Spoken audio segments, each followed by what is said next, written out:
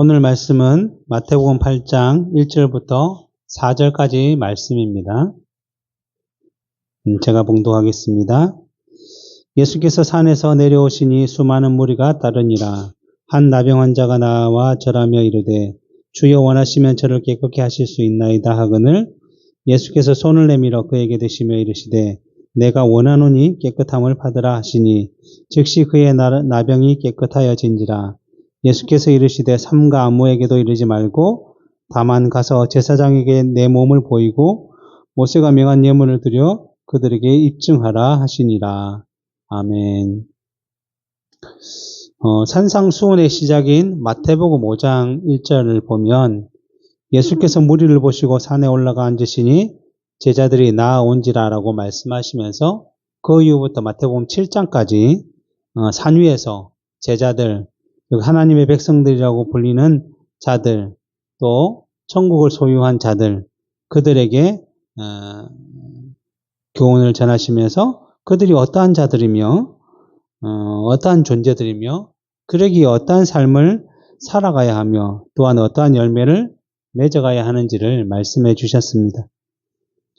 그러나 여기서 중요한 것은 이 모든 일에 대해서 사람의 수고와 열심으로 반드시 너희는 이것을 이루어 가야 한다라는 조건으로 말씀한 것이 아니라 좋은 나무가 좋은 열매를 맺듯이 또 그들이 이미 예수님의 제자, 하나님의 백성으로 부르심을 받았기 때문에 이미 좋은 받침으로 너희는 100배, 60배, 30배의 좋은 열매를 맺게 된다라고 말씀하신 것입니다. 다른 표현으로 하자면 이사야 선지자의 말씀처럼 여호와의 열심히 이를 이룰 것이다 라고 하신 것입니다. 하지만 하나님께서 모든 사람들에게 다 그렇게 하신 것이 아니기 때문에 예수님께서도 자신을 따르던 수많은 무리에게 이 교훈의 말씀들을 하신 것이 아니라 그 무리들 중에 제자들만에게 하셨던 것이고 예수님께서는 그러한 제자들에게 너희는 이미 하나님의 백성 자녀가 되었으니 당연히 그에 합당한 열매로서 이러한 것들을 맺어가야 한다라고 말씀하신 것입니다. 그러게 이 의미를 우리가 요약하면 신명기 29장 29절의 말씀처럼 감추어진 일은 우리 하나님 여호와께 속하였거니와 나타난 일은 영원히 우리와 우리 자손에게 속하였나니 이는 우리에게 율법의 모든 말씀을 행하게 하려 하심이다 라고 하신 이 말씀처럼 여호와 하나님의 열심히 하나님의 택하신 백성들에게 그들로 하여금 믿음에 합당한 삶을 살아가도록 믿음에 합당한 열매를 맺어가도록 그렇게 만들어 가실 것인데 이것은 우리에게 속한 일이 아니라 하나님께 속한 일이기 때문에 우리는 이러한 일에 대해서는 판단하거나 호기심을 가지거나 신경 쓸 필요가 없고 단지 우리에게 주어진 일, 뭐죠? 율법의 모든 말씀, 즉 하나님께서 우리에게 행하도록 주신 말씀에 순종하며 그 뜻을 이루어가는 데 힘을 써야 한다는 것입니다. 그리고 죄인데도 우리가 그 말씀대로 살아가는 것이 너무나도 어렵기 때문에 늘 하나님을 구하고 찾고 두드리며 기도함으로 이 일들을 행하고자 해야 한다는 것입니다. 이것이 바로 예수님께 나온 제자들, 하나님의 백성들, 지금 우리 믿음을 가지고 있는 우리들에게 주어진 말씀인 것이며 그렇게 우리는 이러한 일을 이루실 하나님을 의지하면서 그렇게 하실 것을 또 확신함으로 끝까지 인내하며 믿음의 선한 싸움을 싸우며 이 세상과 구별된 삶을 살고자 해야 한다는 것입니다. 이처럼 산상수훈의 말씀을 전하신 예수님께서 이제 산에서 내려오셨고 그때의 제자들뿐만 아니라 이제 다른 수많은 무리가 다시 예수님을 따라다니게 되었다라고 오늘 본문 1절에서 말씀하고 있습니다. 오늘 1절부터 4절의 이 말씀은 마가복음 1장과 누가복음 5장에서도 동일하게 기록하고 있기 때문에 나중에 함께 이 부분을 살펴볼 것입니다. 이제 산 위에서 내려오신 예수님께서 이제 공생의 사역을 이어가시고자 하셨는데 그때에 한 나병 환자가 나와 절을 하며 자신의 병을 고쳐달라고 했다라고 말씀하고 있습니다. 마가복음 1장에서는 꿇어 엎드려 간구했다라고 말씀하고 있고 누가복음 5장에서는 엎드려서 구했다라고 말씀하고 있습니다. 여기서 절하다, 꿇어 엎드리다라는 라고 해석된 이 단어는 헬라어로 프로스퀘네인이라는 뜻이 단어인데 무릎을 꿇다, 경배하다, 경의를 표하다라는 의미를 가지고 있습니다. 그러기에 이 나병 환자는 그 당시 아무런 의미 없이 그냥 예수님의 이적을 행하고 기적을 행하는 그것을 소문을 듣고 그 혜택만을 누리기 위해서 예수님을 따라다니는 무리들과는 좀 다른 마음과 자세를 가지고 예수님께 나아왔다라는 것을 표현하기 위해서 예수님 앞에 꿇어 엎드렸다. 경의를 표했다라고 말씀을 하고 있는 것입니다. 이제 이러한 의미를 우리가 함께 하나씩 이제 살펴볼 것인데 그에 앞서서 이 나병 환자, 나병이 무엇인지 오늘날로는 이 한센병이라고 불리는 병에 대해서 먼저 잠깐 살펴보고 진행하도록 하겠습니다. 이 한센병이라는 것은 나균에 감염되어 발생되는 만성 전염 질환이기 때문에 나병이라고 부르고 있는 거죠. 나라는 병. 예. 그래서 이 과거에는 또 우리가 문둥병이라고 불렀는데 그 병에 걸리면 좀 몸이 울퉁불퉁해지고 피부를 이렇게 문둥이라고 표현하는 병칭이 인격모독이라는 지적이 있어서 오늘날에는 문둥병으로 부르지 않고 한센병으로 부르고 있고 성경에서는 이를 나병이다, 나에 걸린 병이다라는 나균에 감염된 병이다라는 의미로 나병이라고 부르고 있습니다. 그래서 옛날에는 치료제나 치료법이 잘 발달되어 있지 않아서 한센병에 걸린 사람들이 좀 있었던 것이고 그래서 그 병에 걸리면 피부가 좀 썩어 들어져 가고 돌출되어 있던 손가락이나 발가락, 코, 귀가 또 허물어져 떨어져 나가고 진물이 나서 곪기 때문에 악취가 나고 그래서 그리고 그 중에 전염성이 강한 세균을 가진 한센병은 다른 사람에게 접촉을 하면 곧바로 그 병에 걸려서 전염시켰기 때문에 격리되어서 이렇게 생활을 했습니다. 그들만 모여서. 그래서 이전에는 우리나라의 소록도라는 섬에서 이 한센병을 가진 자들이 다 같이 모여서 생활을 하기도 했습니다. 그러나 오늘날에는 치료법과 치료제가 잘 개발되어서 잘 치료되고 있기 때문에 우리가 한센병에 걸린 사람들을 잘 볼 수는 없는 상황이라고 할 수 있습니다. 이 성경에서는 이 질병에 대해서 어떻게 표현하고 있냐면 레위기 13장, 14장 이 두 장을 들어서 이 통째로 이 나병에 대해서 설명을 하고 있는데 레위기 13장 45, 46절에 보면 나병 환자는 이제 나병이 걸리게 되면 나병 환자는 옷을 찢고 머리를 풀며 윗 입술을 가리고 외치기를 부정하다 할 것이요 그 병이 있는 날 동안에는 늘 부정할 것이라. 그가 부정한즉 혼자 살되 진영 밖에서 살지니라 라고 말하는 것입니다. 이 나병은 곧 부정한 병이다라고 말씀을 하고 있습니다.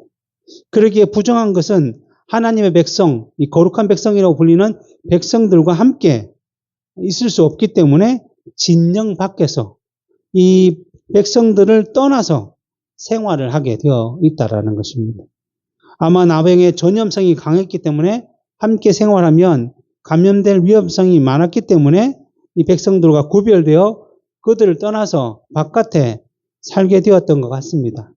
그러나 더 중요한 것은 단순히 전염 문제 때문에 이스라엘 백성들과 함께 해서는 안 된다라고 성경에서는 말씀하고 있는 것이 아니라 같이 살면서도 접촉만 하지 않으면 또 잘 관리하면 이 전염이 안 될 수도 있기 때문에 이 성경에서는 하나님께서 이 나병에 대해서 부정하다라고 말씀하셨기 때문에 백성들과 함께 할 수 없고 그들의 사회 밖에서 살게 되었다라고 말씀하는 것입니다. 그리고 더 나아가서는 때로는 하나님의 말씀에 순종하지 아니하고 하나님 보시기에 악한 행동들을 한 사람들에게 하나님께서는 이 나병에 걸리게 하심으로 형벌을 내리셨기 때문에 나병은 이스라엘 백성들에게 더욱더 부정한 병으로 여겼던 것입니다. 그래서 이스라엘을 애굽에서 건져내어서 가나안으로, 약속의 땅인 가나안으로 인도할 지도자, 누구죠? 바로 모세를 하나님께서 세우셨는데, 모세의 누인 미리암이 민수기 12장에 보면 이 모세가 죄를 범하였을 때에, 죄를 범하였으니까 단지 그에게 죄에 대한 지적만을 하면 될 것인데, 비방을 했을 뿐만 아니라 더 나아가서 왜 하나님은 모세와만 대화를 하느냐? 우리도 하나님의 말씀을 들을 자격이 있다고 하면서 모세의 지도자의 권위를 부정하는 행동을 했던 것이고, 그로 말미암아서 하나님께서 세우신 지도자를 사람의 말로서 부정하니 이에 대해서 하나님께서 형벌을 내려서 미리암이 나병이 발생하였고, 그로 말미암아 그 사회에서 쫓겨나서 밖에서 생활하게 되었던 것입니다. 물론 그 이후에 모세의 기도를 들으신 하나님께서 미리암의 나병을 고쳐주셨고, 그 미리암이 밖에서 7일 동안 있으면서 정결 예식을 행한 후에 그가 깨끗하게 되었음을 입증한 후에 다시 사회로 들어왔던 것입니다. 그리고 남유다의 왕인 우시야도 하나님의 은혜로 강성하게 되고 나라가 부강하게 되었는데, 이것을 하나님의 일하심의 은혜임을 기억하지 못하고 단지 이 일도 인해서 교만해져서 자신이 이 일들을 이루었다라고 생각하면서 이 왕으로서 해야 될 일은 내가 다 했으니까 더 나아가 하나님의 제사도 자신이 주관하고자 하다가, 제사는 분명히 하나님의 말씀에 제사장이 하도록 되어 있는데 이 스스로 교만해서 이것마저도 행하려고 하다가 하나님께서 그를 치셔서 곧바로 나병이 생겼고, 그로 말미암아 왕에서 쫓겨나고 그의 아들 요담이 그 위에 왕위를 바로 차지하고 그는 격리되어서 죽을 때까지 그렇게 살았다라고 말씀하고 있습니다.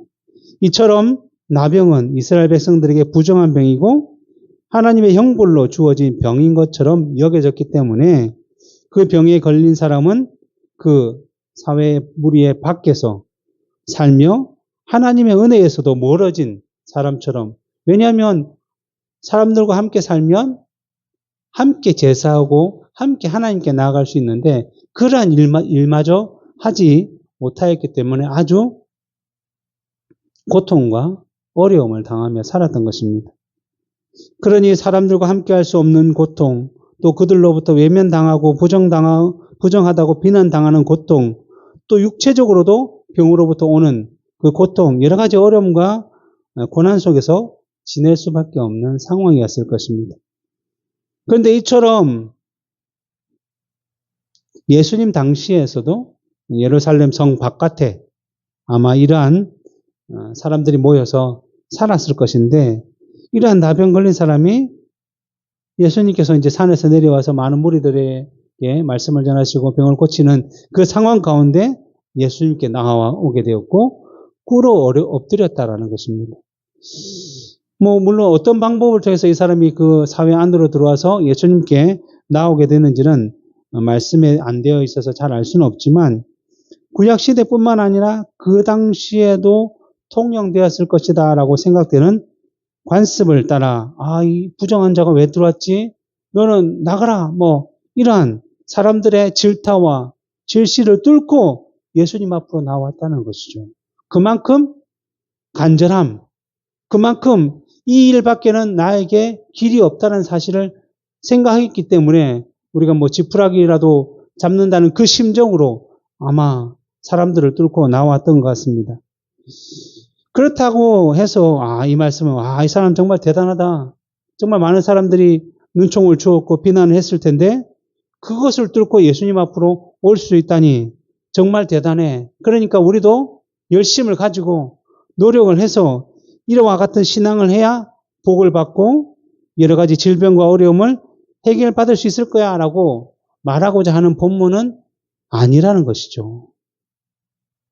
이 말씀의 의미는 무엇인가 하면, 이 사람이 비록 구약시대부터 하나님의 형벌로 인해 병에 걸렸고 그래서 부정하다고 낙인이 찍힌 삶을 살아왔지만 그래서 사람들이 있는 곳에서 갈 수도 없는 삶을 살았으며 특별히 구약시대에는 누군가가 자기 옆으로 지나가면 무조건 부정하다, 부정하다 이렇게 외쳐야만 했던 그러한 삶을 살 수밖에 없는 사람이었는데 그 사람이 갑자기 사람들이 많은 곳으로 사회 안으로 들어와서 그들의 악한 시선에도 굴하지 않고 예수님께만 나아가면 내가 부정하다고 낙인 찍힌 병이라고 할지라도 나을 수 있다라는 확신이 있기 때문에 나온 것이라고 할 수 있는 것입니다. 이것은 단순하게 그 사람 속에 있는 내면의 생각과 판단과 경험으로 말미암은 것이 아니라 어떠한 힘이 그의 마음 가운데 작용했다라고 볼 수 있는 것이죠. 그것은 뭔가 하면 마치 누가복음 8장에서 12해를 혈루증, 피를 쏟아내는 병을 걸려서 정말 다른 의원과 약을 써도 고쳐지지 않았던 여인이 예수님의 소문을 듣고 예수님이라면 내 병을 고치실 것이다. 내가 예수님의 옷자락이라도 한번 만지면 반드시 나을 것이라는 확신을 가지고 예수님을 찾아가서 그 뒤에서 옷가에 손을 대어서 병이 낫게 되었는데 예수님께서는 이 일에 대해서 뭐라고 말씀하셨냐면 누가복음 8장 48절에 보면 예수께서 이르시되 딸아 내 믿음이 너를 구원하였으니 평안히 가라 라고 말씀하심으로 인해서 이 여인이 어떠한 단순한 병을 낫기 위한 그냥 열정과 수고와 노력으로 인해서 병이 나은 것이 아니라 이 여인 가운데 무엇이 발생했냐면 믿음이 발생해서 예수님만이 나를 병에서 구원하시겠다라는 이 믿음으로 인해서 그 일들을 행하게 되었고 그래서 예수님께서도 따라 내 믿음이 너를 구원했다라고 말씀함으로 말미암아 그 여인에게 믿음이 발생했던 것처럼 이 나병 환자도 자신의 수고가 열심이 아니라 그의 마음 가운데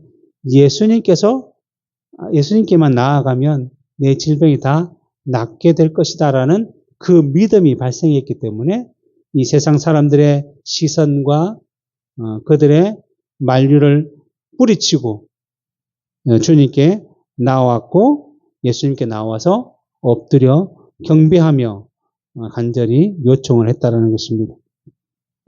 그리고 그러한 일이 믿음에 의한 요청임을 보여주는 또 다른 증거는 만약 자기의 의지로 이 일들을 벌였다고 한다면 예수님을 만나자마자 예수님 내가 수많은 역경과 고난을 물리치고 여기까지 나왔으니 반드시 나를 고쳐주셔야 합니다. 안 그러면 내가 돌아가다가 이들에게 돌에 맞아 죽을지도 모릅니다. 예수님 빨리 고쳐주세요라고 얘기했을 것인데 이 나병 환자는 그렇게 하지 않고 오늘 본문 2절에 보면 뭐라고 되어 있죠? 한 나병 환자가 나와 저라 이르되 주여 원하시면 주님이 원하시면 저를 깨끗게 하실 수 있나이다 라고 말을 했다는 것입니다.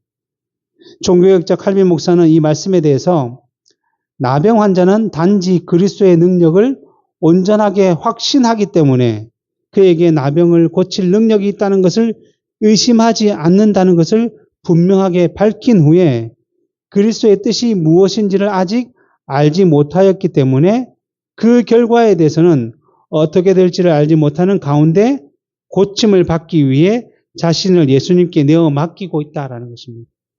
예수님이 분명히 나를 낫게 하실 분이시라는 것은 자신을 확신하고 있지만 그것이 예수님의 뜻이 아니면 내가 고침을 받을 수 없을 수도 있으니 그 모든 것을 누구에게? 예수님께 맡겨서 주여 원하시면 주님이 뜻이라면 나를 고쳐 주십시오라고 하면서 믿음의 요청을 했다는 것이죠. 일반적으로 자기의 열심이라면 당장 고쳐주십시오라고 했을 것인데 이 고침이 자기의 뜻이 아닌 믿음으로 발생된 표현이었기 때문에 주님께 주여 원하시면 주의 뜻이라면 고쳐달라고 했다는 것입니다. 이 사람에게 당장 현실적으로 가장 중요한 것이 나병이란 질병에서 회복되어서 고침을 받는 것이 너무나도 당연해 보이기 때문에 당장 고쳐주세요라고 요청을 하는 것이 맞아 보이지만 그렇게 보인다고 할지라도 우리 믿음을 가진 신자들이 그것보다 더 앞세워야 할 것이 무엇인지를 가르쳐주고 있는데 그것은 주께서 원하시면 주의 뜻이라면 이러한 기도와 간구를 항상 앞세워야 한다는 것입니다. 우리의 현실의 문제, 여러 가지 어려움, 지금 당하는 여러 가지 환난, 이 중요한 것이 아니라 주의 뜻이 더 중요하다는 것을 기억하도록 하시는 말씀입니다. 정말 우리에게 너무나도 말씀을 통해서 잘 가르쳐주고 있는 말씀인데 실제로는 우리의 삶 속에서 잘 발견되기 어려운 문제라고 할 수 있죠. 당장 팔이 아프면 팔을 낫게 해달라고 하지 주의 뜻이라면 이 팔을 낫게 해주세요라고 기도하는 사람은 거의 없다라는 것이죠. 왜냐하면 우리가 이 세상을 살아가는 동안에는 언제나 주의 뜻보다 항상 눈앞에 놓여진 현실의 문제가 더 크고 중요해 보이고 시급해 보이기 때문인 것입니다. 그래서 이스라엘의 첫 번째 왕으로 세움을 받은 사울이 블레셋과 전쟁을 하게 되었는데 항상 이스라엘은 전쟁을 하기에 앞서서 이것이 하나님의 뜻인지 아닌지를 먼저 묻는 제사를 드리고 난 뒤에 전쟁을 해야 하는데 그래서 블레셋이 쳐들어와서 그 일들을 하기 위해 모였는데 제사를 주관하는 사무엘이 오지 않고 이 시간이 점점 그러다 보니 블레셋은 이제 정말 곧 쳐들어올 것 같고 그로 인해서 백성들이 무섭고 사기가 두려워서 막 자기 집으로 도망하고 이러한 일이 발생하자 이 사울이 급하다는 이유로 어쩔 수 없다는 이유로 자신이 직접 제사를 드렸다라는 것입니다. 그리고 제사가 끝나자마자 사무엘이 도착했는데 왜 이렇게 했냐라고 왕에게 묻자 사울은 상황이 너무 급해서 어쩔 수 없었다. 내가 하고 싶어서 그런 게 아니야. 상황이 너무나 급해서 어쩔 수 없이 했다라고 말을 했고 그때에 사울은 왕이 망령되게 하나님의 뜻을 어겼다. 하나님의 말씀대로 행하지 않았다라고 하면서 책망하면서 하나님께서 당신을 버리고 새로운 왕을 세울 것이다라고 했다는 것입니다. 아니 하나님의 어떤 분이십니까? 이 블레셋이 정말 코앞에 눈앞에까지 쳐들어왔다 할지라도 한순간에 그들을 쓸어버릴 수 있는 분이 바로 하나님이십니다. 히스기야가 하나님께 기도하였을 때에 그날 밤에 어떤 일이 발생했죠? 아수르 군대 18만 명 이상이 그냥 주의 사자의 손에 죽었던 것을 분명히 우리는 기억하고 있습니다. 이 사울은 그런 하나님의 능력, 하나님의 일하심을 믿지 못했기 때문에 믿음의 표현이 아닌 단지 현실을 눈에 보이는 상황만 바라보았던 것이고 그로 인해서 주의 뜻보다는 현실의 문제에 더 무게를 두어서 하나님의 말씀을 어기고 주의 뜻을 어기고 제사를 행함으로 오히려 자기 자신이 버림을 받게 되는 그러한 일들을 발생할 수밖에 없었던 것입니다. 그래서 야고보서 4장 13절부터 17절에서도 보면 들으라 너희 중에 말하기를 오늘이나 내일이나 우리가 어떤 도시에 가서 거기서 1년을 머물며 장사하여 이익을 보리라 하는 자들아 내일 일을 너희가 알지 못하는도다. 너희 생명이 무엇이냐? 너희는 잠깐 보이다가 없어지는 안개니라. 너희가 도리어 말하기를 주의 뜻이면 우리가 살기도 하고 이것이나 저것을 하리라 할 것이다 라고 말씀을 하는 것입니다.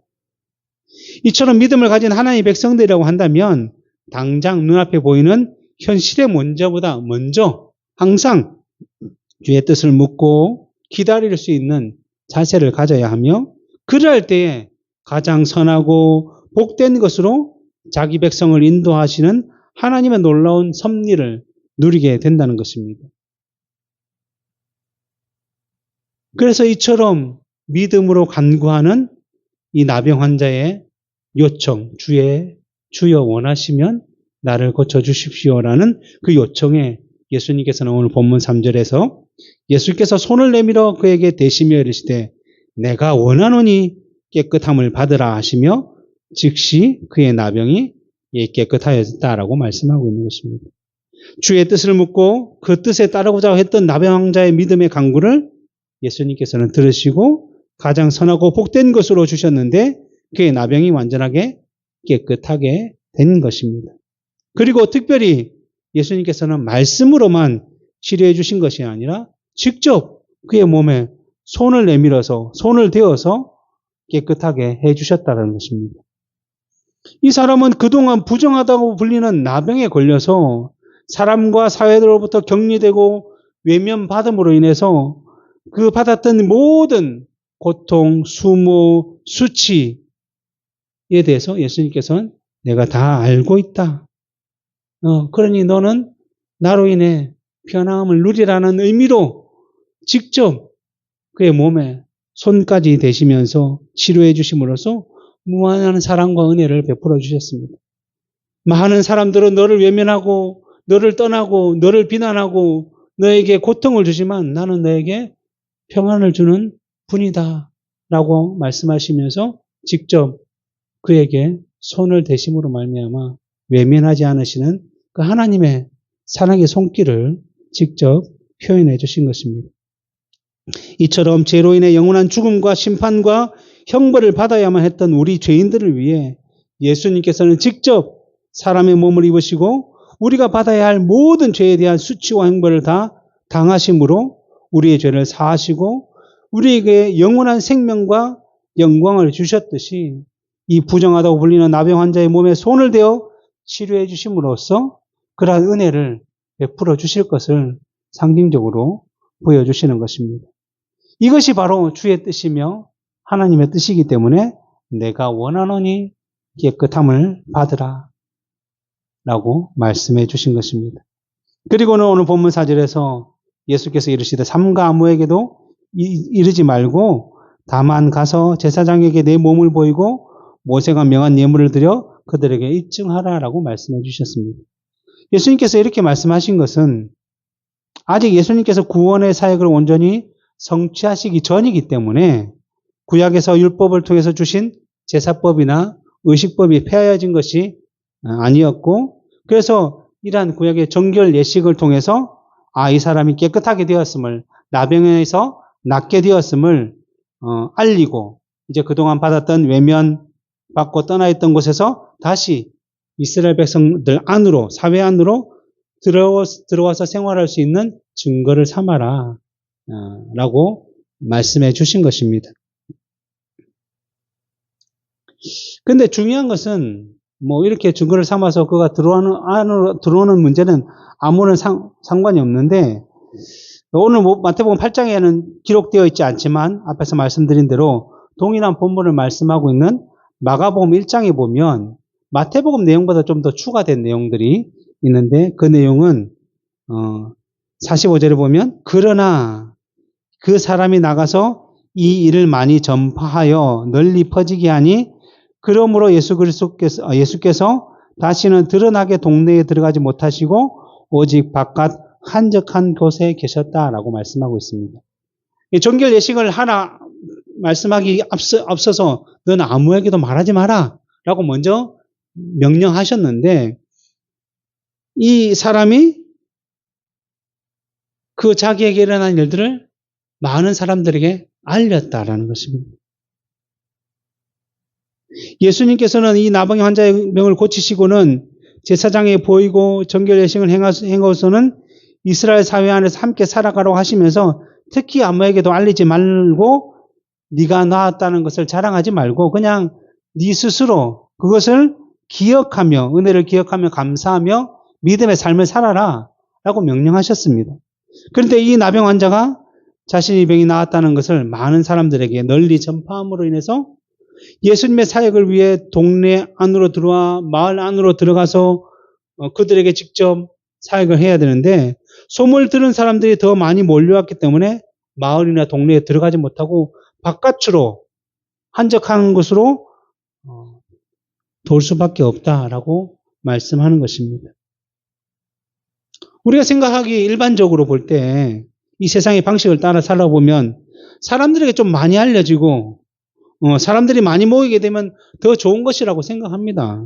그래서 뭐 기업들은 뭐 홍보나 광고를 통해서 자신의 제품들을 알리고 또 뭐 개인들은 뭐 유튜브나 뭐 블로그나 뭐 인스타와 같은 SNS를 통해서 자기를 알려서 뭐 조회수를 높이고 팔로워수를 늘리고 그러면 또 그게 다 자기의 유익이 되고 돈이 된다고 생각하는 이것이 바로 이 세상의 가치와 방식이라고 할 수 있습니다. 또 이러한 영향을 교회도 받아서 교회라면 사람들이 정말 많이 모이고 그로 인해서 뭐 헌금도 많고 또 유명해지고 이러한 것이 하나님의 뜻이다라고 오해를 하는 실정이라고 할 수 있습니다. 그러나 이러한 것은 세상의 가치와 방식을 따라 판단하는 것이지 그것이 주님의 뜻, 하나님의 뜻을 따라 한 것이 아니라는 사실을 우리는 기억해야 하는 겁니다. 왜냐하면 예수님은 분명히 먼저 삼가 암모에게도 이러지 말라라고 분명하게 말씀하셨는데 자기 입장에는 예수님을 알리면 예수님이 더 뛰어나서 많은 사람들을 고치고 뭐 하면 좋겠다. 근데 그거는 다 그 사람의 뜻이지 예수님의 뜻은 아니고 하나님의 뜻은 아니라는 것이죠. 마태복음 16장에 보면 예수님께서 이제 곧 자기 자신이 제사장과 장로들에게 붙잡혀서 순환을 받고 이제 죽을 것이지만 3일 만에 살아나게 될 것이다라고 제자들에게 알려주셨습니다. 그러자 이 말씀을 들은 베드로가 갑자기 주님, 그렇게 되면 안 됩니다. 주님이 죽으시면 안 됩니다. 이런 일이 죽게 일어나면 안 됩니다. 안 되기를 바랍니다라고 소리를 쳤다는 것이죠. 이 베드로의 마음에는 자기의 선생이신 예수님께서 죽는다는 것이 너무나 마음이 아프죠. 그래서 그렇게 되지 않기를 바랍니다라고 말을 한 것이죠. 그래서 세상의 입장에서는 이 베드로가 참 따뜻한 마음, 정이 많구나. 우리도 이런 마음들을 가지고 살아야 될 텐데 라고 말할 수 있지만 그것은 우리의 뜻이며 우리의 착각이라는 것입니다. 이렇게 베드로가 말하자마자 예수님께서 뭐라고 하셨냐면 마태복음 16장 24절에서 예수께서 돌이켜 베드로에게 이르시되 사탄아 내 뒤로 물러가라. 너는 나를 넘어지게 하는 자로다. 내가 하나님의 일을 생각하지 아니고 도리어 사람의 일을 생각하는도다 라고 책망하셨다는 거예요. 왜 그렇습니까? 예수님의 일, 하나님의 뜻은 예수님께서 제사장과 장로들에게 붙잡혀서 고난을 받고 십자가에서 그 고통, 수모, 저주를 다 당하시고 죽으셔야만 무슨 일이 일어나죠? 자기 백성된 우리들, 이 모든 하나님의 백성들이 죄가 다 사함을 받는 그런 놀라운 역사가 일어나는 것인데 만약에 베드로의 말처럼 예수님께서 그것을 감당하지 않고 죽으시지 않았다면 어떻게 됐을까요? 베드로뿐만 아니라 지금 오늘 우리까지 아무도 구원을 받지 못하고 영원한 심판과 형벌을 받아야만 한다는 것이죠. 베드로의 잠깐 그 인간적인 생각이 모든 그리스도인의 구원을 망칠 수 있는 그러한 일들을 행할 수도 있다는 것입니다. 그러기에 예수님은 곧바로 뭐라고 했죠? 자기가 사랑하는 제자지만 자기를 위해서 그렇게 표현을 한 제자지만 하나님의 뜻이 더 우선이기 때문에 그에게 곧바로 사탄아 나에게서 물러가라라고 말씀을 하셨던 것입니다. 마찬가지로 이 나병 환자가 예수님으로부터 고침을 받고 그 후에 아무에게도 전하지 말라고 하셨지만 그것보다는 좀 더 알리면 예수님이 더 유명해지고 예수님 더 많은 사람들을 따라다니면 좋겠다라는 그 생각으로 인해서 예수님의 사역이 마을과 동네에서 사라지게 되고 바깥 한적한 곳으로 떠날 수밖에 없는 그러한 일로 발생되었다라는 것입니다. 그리고 더 중요한 것은 누가복음 5장 15절 16절에 보면 예수의 소문이 더욱 퍼짐에 수많은 무리가 말씀도 듣고 자기 병도 고침을 받고자 하여 모여오되 예수는 물러가 한적한 곳에서 기도하셨다라고 말씀하고 있습니다. 이 말은 뭐냐면 나병 환자가 낸 소문으로 인해서 많은 사람들이 예수께 오게 되었는데 무슨 생각을 가지고 왔느냐면 예수님 말씀도 듣고 또 내 병도 고침을 받고 그러니까 내 어려움도 다 나음을 받고자 모였다라는 것입니다. 그러자 예수님께서는 이러한 것들을 받아들이시지 않으시고 곧바로 한적한 곳으로 물러가서 하나님께 기도했다는 거죠. 결국 이러한 일들은 뭐예요? 하나님의 뜻을 이루는 일이 아니었기 때문에 혹시라도 예수님께서 또 이 안에서 그 영향을 받으실까봐 오히려 한적한 곳에 가서 하나님의 뜻에 대해서 더 집중했다라고 말씀하는 것입니다.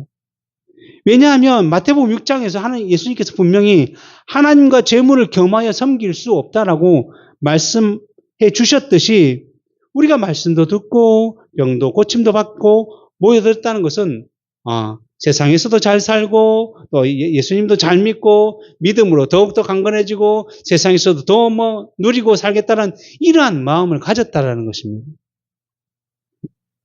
예수님께서 이 땅에 성육신하셔서 공생의 사역을 하시면서 물론 많은 병자들을 고쳐주신 것은 사실이지만 그렇다고 해서 그 질병들을 고친 목적이 그들로 하여금 그냥 그 질병에서 벗어나도록 하기 위해서만 해주신 것이 아니라 그들에게 주어진 질병이 바로 죄로부터 온 것이며 그 근원인 죄를 사하러 오신 분이 바로 예수 그리스도이심을 가르쳐 주시기 위해서 그 말씀을 깨닫게 하기 위해서 질병을 치료하신 것이지 그 질병이 목적이 아니었는데 이들은 말씀도 듣고 질병도 고치고 내 어려움도 해결하고 이러한 마음으로 모여들 수밖에 없었다는 것입니다.